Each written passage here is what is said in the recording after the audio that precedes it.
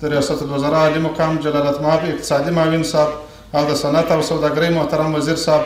د خصوصي سکتور د ملاتړ په صندوق کې له خپلې شخصي بودیجې څخه د اعانې په اچولو سره صندوق افتتاح کړي. لقدر امیر المؤمنین حفظه الله له لوري مالیاتي جریمې معاف شوي، پر اصنافو او کسبګرو باندې ثابتې مالیې معاف او همداراز تخفیف ورکول سو او د شرکتونو د تضمیناتو، تامیناتو او طالباتو ورکول پیل شول چې د خصوصي سکتور د ملاتړ لپاره مهم ګامونه دي. دغه راز اسلامي امارت د خصوصي سکتور د ملاتړ په موخه پر هغو وارداتي اقلامو ګمرکي تعرفې لوړې کړي چې هغه په کور دننه تولیدیږي او د خلکو اړتیاوې پوره کولی شي. د دې ترڅنګ ټولو اماراتي ادارو ته هدایت شوی دی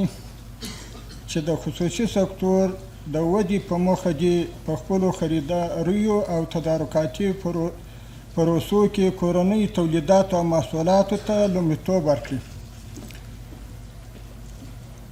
که څه هم کیفیت یې د بهرنیو تولیداتو او محصولاتو په پرتله څه ناڅه ټیټ وي،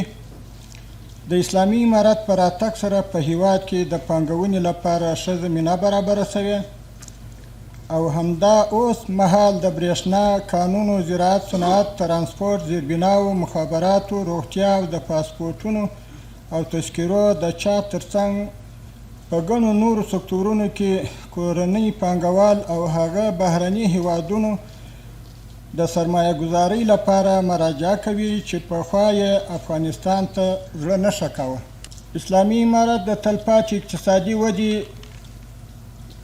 د نوي کاري فرصتونو رامنځته کول، د خصوصي سکتور څخه د بشپړ ملاتړ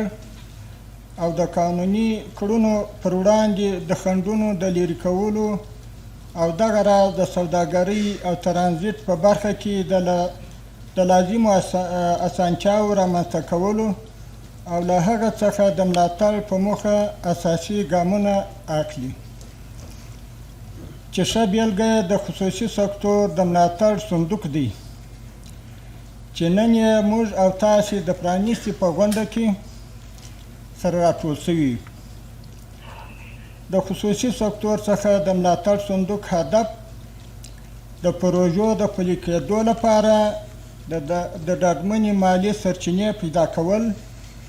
د کورنیو تولیداتو معیاري کول، اړوند پروګرامونه مالي ملاتړ، د خصوصي سکتور د ملي او مؤثرو پروګرامونو او د خصوصي سکتور د نورو برخو مالي ملاتړ دی.